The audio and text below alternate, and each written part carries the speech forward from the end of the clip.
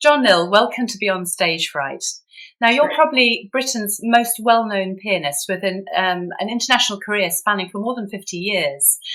You are known as a leading interpreter of Beethoven, and you have an extensive repertoire which includes more than 70 concertos. Now, with this kind of experience of the piano, music and the music profession, you must have some tried and tested recipes of managing performance stress. Can you tell me how you'd prepare for a performance? Well, over my career, I suppose it's changed, my preparation, as everything does. I mean, things, we hope, evolve for the better. But over the last few years, it's been pretty inflexible, my requirements. First of all, I think it's important to be physically and mentally fit before you play, which of course includes doing your due amount of work, piano-wise. And if it's a piece you're playing which you know very well indeed, and you've played often in public, there's no excuse not to work, not to practice. So what I do, I give it a piece a medical checkup the days before, and then learn something else. But you must do your quota of work for a concert. You must be fit. It's important to go for walks, because it's a sit-down job otherwise. And it's very important to have plenty of rest immediately before the concert, say 3 hours before. What I like to do, I have a hearty lunch, plenty of carbohydrates, which is a good excuse for eating things you like. Because if you're doing a recital that may last 2 hours, or on rare occasions I've done all the Beethoven concertos in one evening, that requires a lot of carbohydrate and energy. So don't feel shy about eating stuff that normally is frowned upon. It's important on the day, not too close to the concert though. And before the concert, I like to rehearse, say, about 3 hours before in the hall, to arrive in good time so that you get the vibes of the hall and you get the feel of the place and get used to the acoustic and so forth on piano. Because no two pianos are the same. So if you go armed with the feeling that it's going to be perfect, it won't be ever. But it's the getting near perfection that gives the buzz, both in that respect and especially when performing. So I have a rehearsal. I used to rehearse for 2 or 3 hours. I now rehearse for no more than 1 hour on the day, so that I keep fairly fresh for the concert. Then I'm as antisocial as can be. Lock myself into my room, answer the door to nobody, and totally relax. You just really need, I've given up looking for comfortable chairs. I just need 2 ordinary chairs and a wall. I sit on one chair by the wall, take my shoes off, put my feet on the other chair, fold my arms, and I'm away with the pixies. I'm just totally relaxed for over an hour. And it's amazing what even a short cat nap can do, let alone an hour. And what I try to do in that period is to empty my mind of all the earthbound trivia that's filled it, that's occupied it during the day, and to make it receptive to forces normally not realized. These are more subtle forces, they're more gentle forces, but they have enormous power of good. And if you can get to that standard, both pianistically in your preparation and in your physical quiet, it's amazing how the mind can be influenced by extraordinary powers, which can guide you through the concert, hopefully until the end. It's a precious moment, but experience helps a great deal. And I always feel that if you're feeling inspired, that's the same term as in spirit. I think there are uncountable invisible forces of intelligence, of good as well as bad. I think to harness those is the prime requisite before a concert, by having a very quiet disposition, very quiet mind, very relaxed body. Then you take time, have a wash, change, all very gently and very slowly and relaxed. And you start the concert in your mind. You go through the score finally before you walk on, just to refresh yourself, any details you may have overlooked. And you walk on with the concert having already started in your mind. So when you start to play, it's a continuity of what's been in your mind just before you walked on. That's my basic resume nowadays, and I'm pretty inflexible about that. Do you have any kind of performance anxiety? I think every artist does to a certain extent. I don't shake with nerves and I don't get clammy like that. But I like to be, as I just said, silent and solitary before I go on. But you mustn't go on with a negative state of mind. Negative thoughts provoke negative actions. If you're positive about the fact that your public is a very special public because they're your public and they come regularly, they deserve be given the best you can do. And incidentally, so does the composer. I feel I'm serving both composer and public every time. And one of the reasons why I love a concert compared with making a CD, for example, is that to me, a concert at its best requires three ingredients. The composer of in other words, the creator of the music, the recreator, which is the performer, and the receiver, which is the public. I think you need all three ingredients. But when you're making a recording in the comforts of a studio, it isn't just a one-off chance of getting it right. You can go through it again if there's a noise or whatever. And there's no public, there's no receiver at that time. That's why it's two-dimensional rather than three. That's why I always love the challenge of the concert. But tension, yes, and some tension is necessary to play very well. But again, rather like your state of mind when you go on, you have to harness that tension, partly through experience and partly through a healthy amount of confidence. You mustn't be too English with your approach to yourself. You mustn't apologise for breathing before you go out on stage. You must be, I think people who've got substantial abilities in anything know their worth. They may be very poor at other things, but I know that I can play the piano quite well. I know I can find middle C on a good day, etc. So you must walk out with an air of confidence. And if you're feeling unsure of yourself, the public is no fool. They'll also feel anxious for you.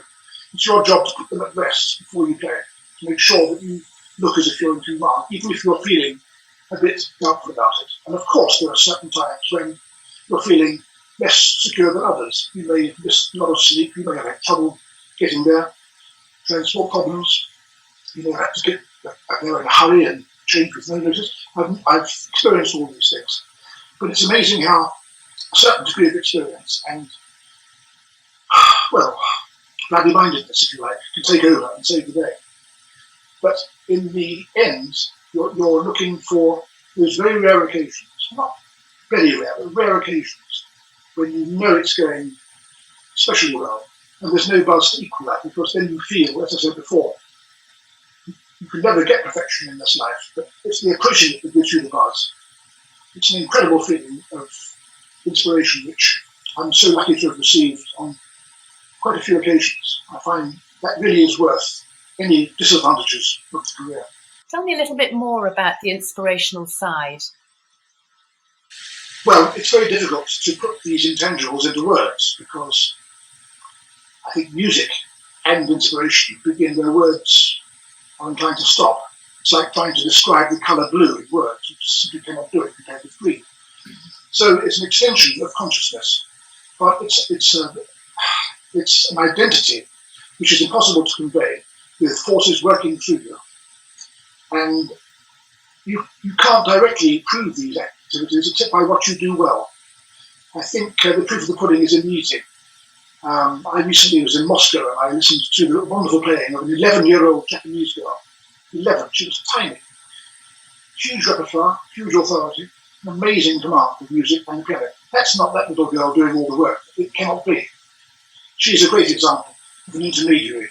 And I think the finest artists, finest people, whatever their discipline, have to realise, even if they're not aware of it now, that they are used as an intermediary in that respect.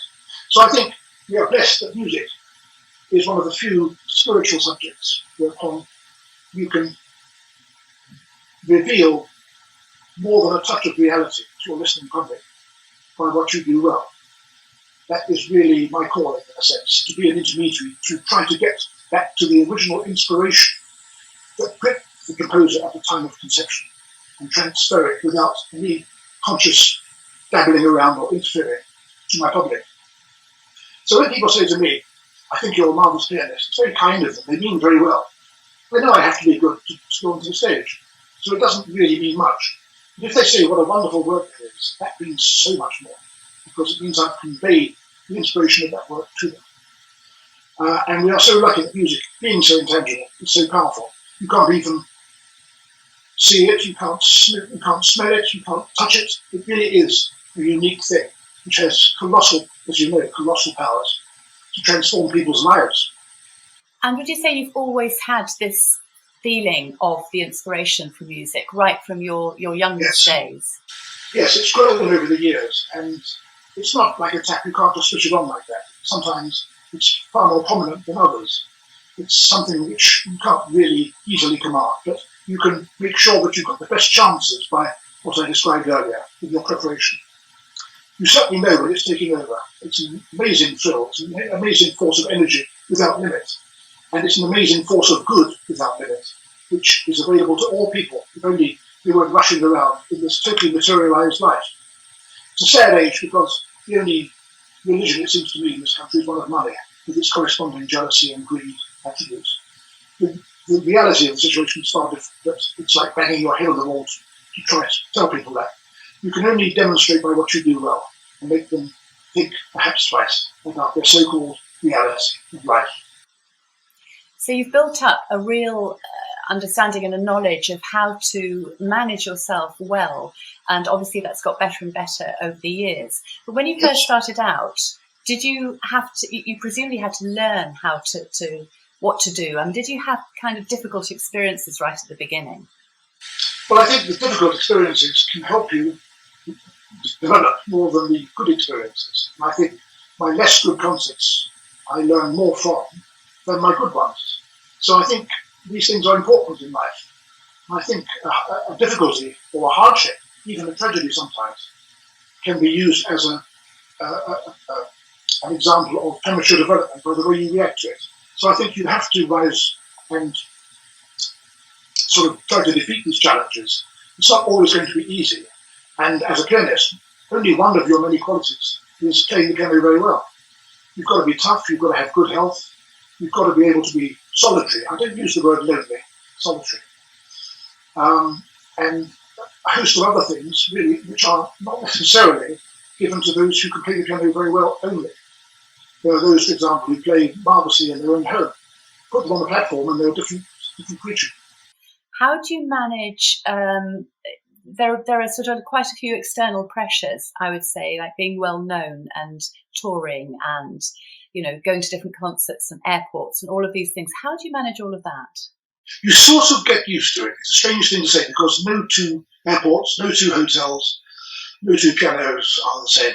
But somehow you get used to the routine in a rough way. As an overview, you know what to expect. I went to that great Chilean pianist Claudio Arrau, his last London recital in Festival Hall, packed. A similar time I went to Horowitz's last recital at the same hall, packed. But the types of people were completely different. And that's why I feel that pianists who are busy on the stage, busy on the circuit, should have no fear of competition because they have their own public. And I'm certainly very proud of the people who come to my concerts because I feel that they've got very good taste. But I would do, wouldn't I? It's a solitary life. You've got to arm yourself with the realization that it's a challenge.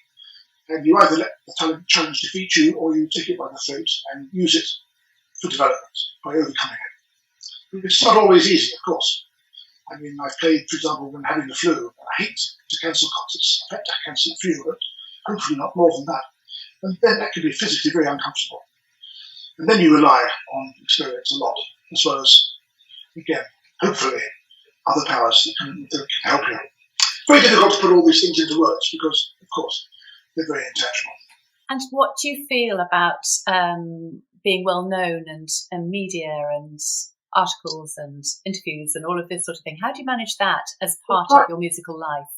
If I were very popular, I'd be suspicious because I don't think popularity and merit are necessarily the same. I'd hate to be followed around by the paparazzi, people like that, and to have headlines in popular papers. That's not my scene. But somehow I think much more important than sensationalism is word of mouth. If people really like what I do, they really like my concerts, it gets around quite quickly. And I'm much happier in that way. I don't want to be recognised very often when I'm out. Sometimes I am, but normally I'm not, and I like it that way. I would hate to be that popular that, I wouldn't like to go outside.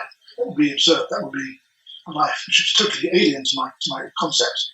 I'm very contented with my lot. I have peace of mind. And that to me is very, very important. But that also means being quite strongly individual. And my views, they appear very strong, but they are always based on experience. I don't like the idea of being prejudiced or having been, immovable ideas, but they are based purely on experience of giving, I don't know, about 5,000 concerts. I think I gave my first concert 61 years ago when I was 9, 62 years ago. Time flies. And I remember it so clearly as the Tchaikovsky competition in 1970. I mean, in fact, that's 45 years ago. It's unbelievable because it seems as vivid as ever.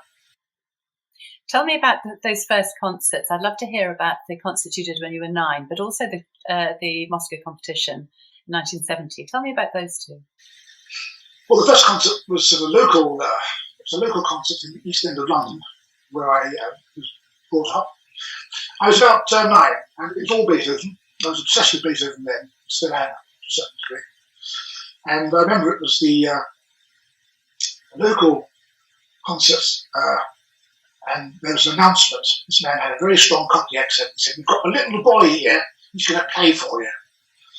Oh, that's nice. He's called John Lill, he's 9 years old. He's going to, what's this? Beats. Anyway, he's going to give you a little number by Beethoven. He got the name right in the end. So I played for about an hour. That was my first concert. And I loved it. I loved the experience. Coming on to the much later Tchaikovsky competition, that was 1970. I was then 26, I think. That was an amazing experience because it was very Soviet Union and it was Lenin's centenary. So I thought I'd have my work cut out here. I made a late application. My girlfriend at the time insisted I should try a competition. And she was right in the end, but I was very reluctant to go along. I didn't like the sound of competitions. One of the judges got a message to me saying I was putting in Beethoven 3. He said, "You need a bigger concerto to win, and we all hope you will." I think that's very nice of him. So I changed it 2 or 3 days before the concert to Brahms number 2.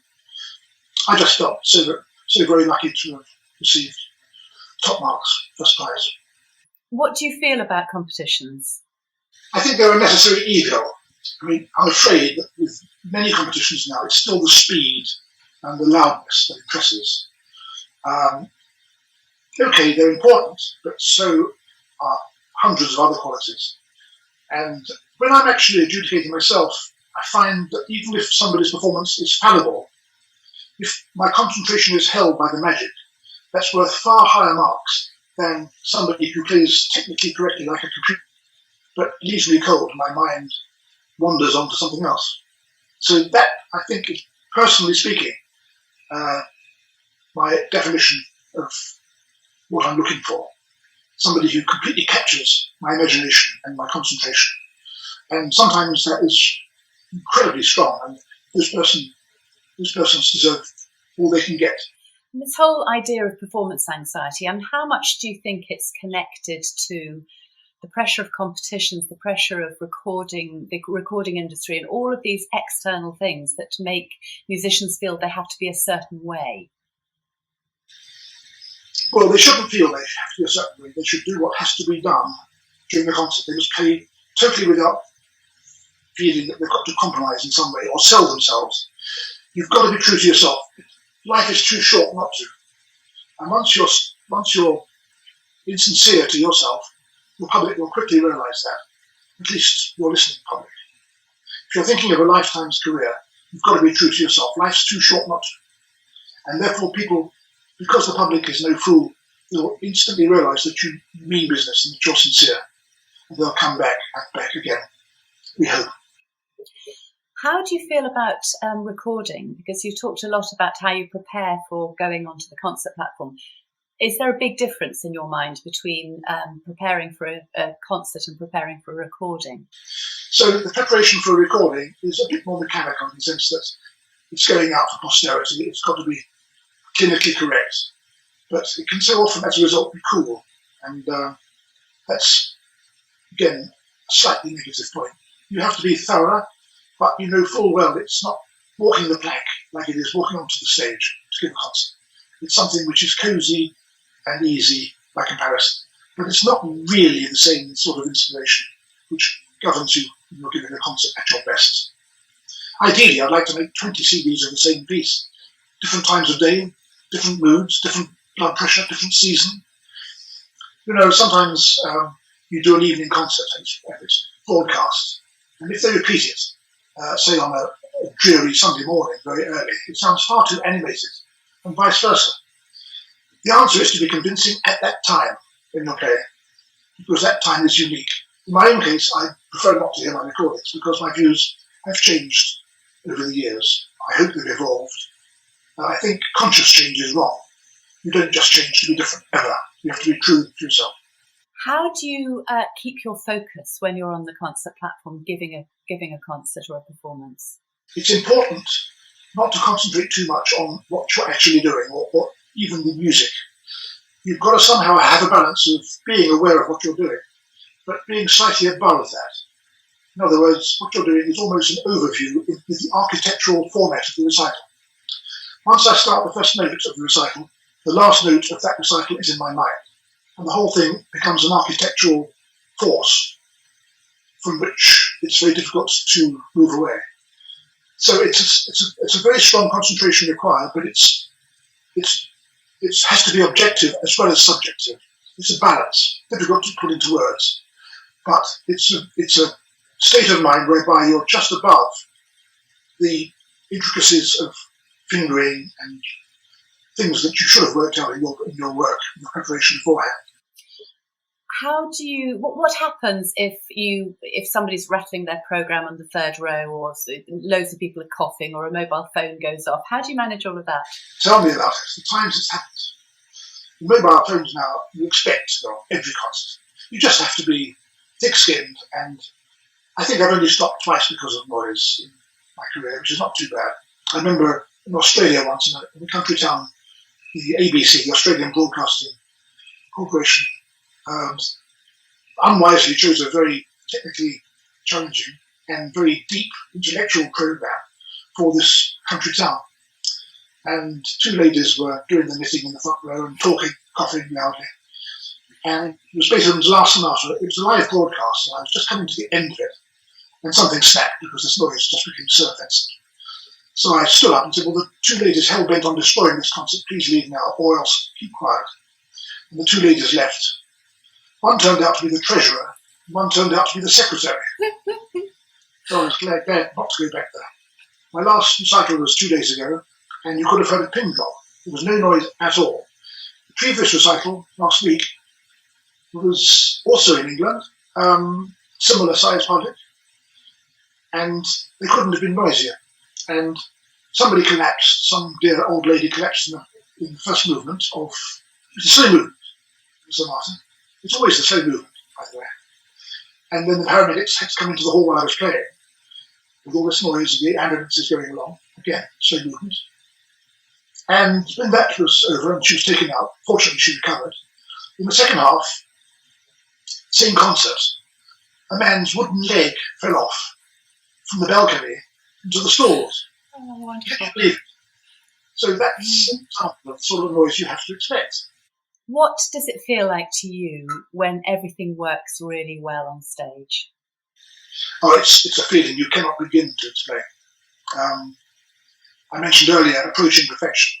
It doesn't happen often, but when you know it's happening, you really get a fantastic buzz beyond words. And it's equal to no other happiness that I've ever experienced. It's something which is a very special, a unique thrill, and such intensity. And one of the reasons why I can be pretty irritable after concerts is that you know you've descended back to this dank dimension called Earth, and it's not very nice by comparison. So I'm often pretty ill-natured after a concert, especially if it's gone well, and as you explained, when you feel that you've done particularly well that evening. But there we are. It's all worth it in the end. John Lill, thank you very much. I really enjoyed talking with you. So, thanks very much for your questions.